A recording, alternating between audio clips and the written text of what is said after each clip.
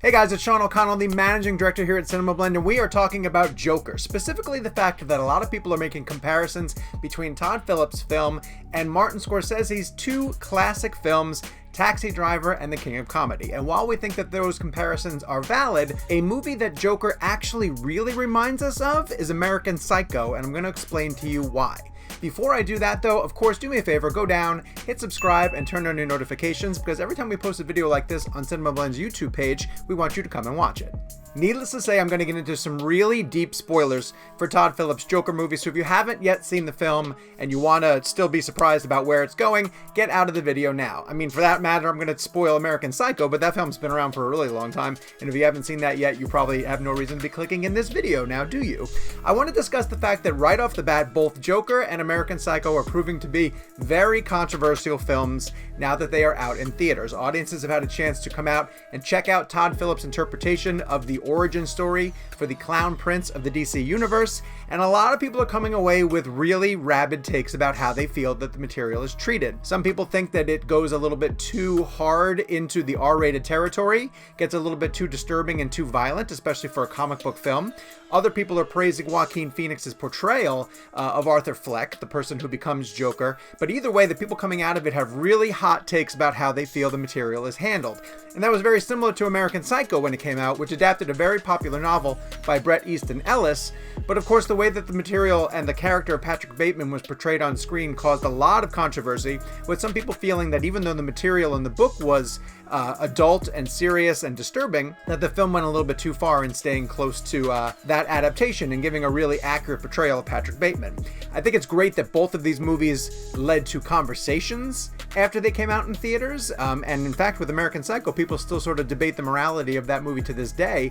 I think that's going to happen with Joker too. It sounds like this conversation is not dying down anytime soon, and especially as the movie keeps expanding in weekends to come, and if Joaquin Phoenix gets onto the Best Actor Oscar race like we expect, I think more and more people will debate how controversial the subject matter in Joker ends up being. Now let's go beyond the movies themselves and get into the characters of both Patrick Bateman and Arthur Fleck. And as we watched Joker, we were really reminded that both of these characters are shaped by their environments. Of course, now, they're both completely opposite perspectives of where they're coming from. Patrick Bateman, as played by Christian Bale in the American Psycho movie, is kind of the rich and privileged Wall Streeter who is more and more curious about how far he can push the envelope of what is accepted in his world. Now, people sort of determine that as long as Patrick Bateman is making money, he's able to do anything that he wants. And in the 80s culture, that you can almost commit crimes in broad daylight and still get away with it. With Arthur, though, however, he's not the rich and privileged Wall Streeter. He's more of a beaten down character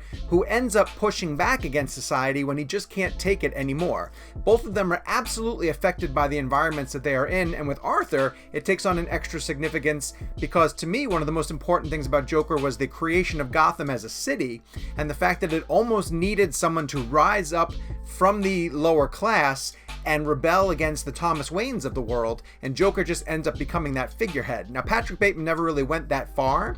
He didn't want to become a public figure for the elite Wall Street class. In fact, he wanted to sort of stay under the radar, stay under that surface, and commit the horrible crimes that we think he was committing.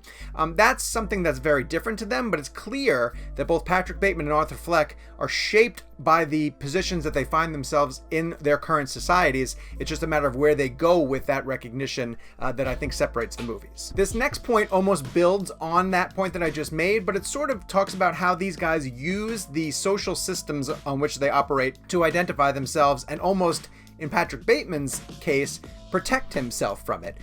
With Patrick, he almost uses society and the system, I'm going to use the word system a lot, to sort of hide the fact that he's committing these crimes. Again, Patrick Bateman does horrible, horrible things, but the way that society views him as an upper class, elite money earner, it almost protects him from the horrible stuff that he commits in his life, whether it's murder, sadistic crimes. Because people sort of perceive him in a particular way, the system works in his favor. People don't assume that he would ever commit these horrible crimes, so he's able to be a psychopath that's walking amongst us in broad daylight. With Arthur, the system is completely against him in that sense. Everybody sort of sees him as this loser and this loner and somebody that he can't trust, to the point where when we're watching Joker and we see him have these relationships with either Zazie Beetz or his mom, or the character played by Robert De Niro who runs the talk show, we start to think, oh, maybe Arthur is being accepted, until the movie finally pulls the rug out from underneath us and says, no, the system isn't working for Arthur at all. In fact, all of these things that we saw with him and started to sort of sympathize with him sort of getting further and further into the social climate, they were delusions and they didn't really happen. And then we understand completely why Arthur is giving in to his primal urges and going over to a darker side. Both movies, I think, take the idea of the system either working really well for one character, in Patrick Bateman's case, or working against one character until the place where they break, which is what happens with Arthur Fleck, and turn him into the Joker. Which brings us to our final point, which is talking about things that we think might have happened, but probably didn't. Both of these movies, once we finally watched Joker, and of course thought about American Psycho, rely very heavily on something we like to call an unreliable narrator. We are never quite sure at the end of both of these movies whether the events that we watched, conducted by Patrick Bateman and by Arthur Fleck, actually happened. It's a design of both stories that we are supposed to question, wait a second, was all of this in the head of the main character, or did we actually see a lot of these atrocities play out? And neither filmmaker really wants to clarify what the true answer is. They want this to sort of be a conversation point that audiences walking away from it will discuss, okay, wait, what was real and what wasn't? And with American Psycho, I can tell you guys that people still have this conversation to this day. And I absolutely think that's going to happen with Joker. There are moments in the Joker film that you can almost point to talk about where the narration of Arthur Fleck may potentially go off the rails and how much of it might be in his head from a certain point on. I think you could even make an argument, if you wanted to, that the entire film could take place in the head of Arthur Fleck, and that everything we watched might not have happened at all. Now, the point that they have this unreliable narrator is really important to us either understanding or not being able to ever understand both Arthur Fleck and Patrick Bateman, and I think that device connects Joker and American Psycho in ways that we never even thought possible beforehand. That is not to say that Todd Phillips' Joker film absolutely doesn't steal from Martin Scorsese's films, because it really does. I mean, Taxi Driver and The King of Comedy are clear, obvious references for Joker. But I just also think that as more contemporary audiences have probably seen American Psycho more recently, there are some distinct comparisons that you can make between Patrick Bateman and Arthur Fleck.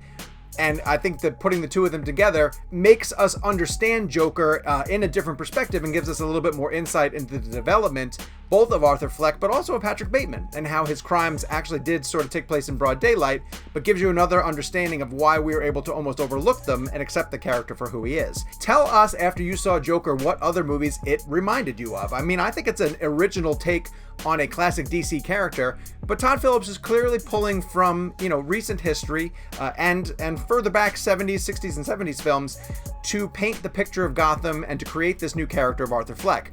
Head to the comment section and let us know what you think about Joker, what it reminded you of, and some other things that you might have pulled out of the narrative as you were watching the film. While you're down there in the comment section, of course, do me a favor, hit subscribe and turn on your notifications. We are breaking down Joker on a weekly basis. We're going to be posting more videos like this, and we want to make sure that fans of the movie are able to come back and watch every single one of them.